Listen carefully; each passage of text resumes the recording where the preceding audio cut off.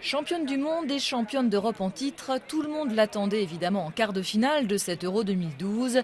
Elle est bien là, mais ça n'a pas été simple pour l'Espagne. Hormis leur victoire 4-0 face aux Irlandais, les Espagnols n'ont pas été très convaincants. Plus tout de même que les Français qu'ils affronteront samedi. Les Bleus ont certes réussi à se qualifier, mais ils se sont fait très peur en perdant 2-0 face à la Suède lors de leur dernier match de groupe. L'Allemagne, elle en revanche, n'a pas tremblé. Elle a confirmé son statut de favori en battant successivement le Portugal, les Pays-Bas et le Danemark et en terminant en tête du groupe de la mort. Elle affrontera vendredi la Grèce, invitée surprise de ces quarts. Un duel sportif à forte résonance politique alors que de vives tensions opposent actuellement Berlin et Athènes sur fond de crise de la dette. Et un duel où les Grecs n'ont rien à perdre.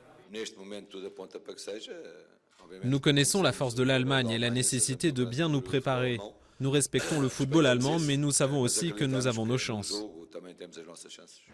Autre rescapé du groupe de la mort, le Portugal. Après des débuts laborieux, la Seleção s'est réveillée face aux Pays-Bas avec un doublé de Ronaldo et espère bien poursuivre sur sa lancée aux dépens des Tchèques lors du premier quart de finale jeudi, sans doute le plus ouvert. Le dernier quart de finale opposera l'Angleterre à l'Italie, deux équipes qui n'avaient pourtant pas abordé cet Euro dans les meilleures conditions. Aidés par une erreur d'arbitrage, les Anglais se sont qualifiés en battant les Ukrainiens 1-0. Les Italiens, eux, se sont ressaisis juste à temps en battant les Irlandais 2-0 lors de leur dernier match de groupe. Et à en croire le sélectionneur allemand, ils peuvent aller loin dans cet Euro.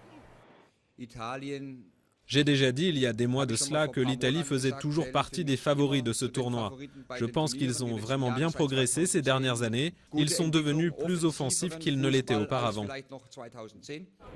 Les quarts de finale se joueront donc sans les deux pays organisateurs, la Pologne et l'Ukraine. Éliminés également la Russie, le Danemark, la Suède, la Croatie, la République d'Irlande et les Pays-Bas, grands perdants de cet Euro où ils étaient arrivés avec le statut de favoris.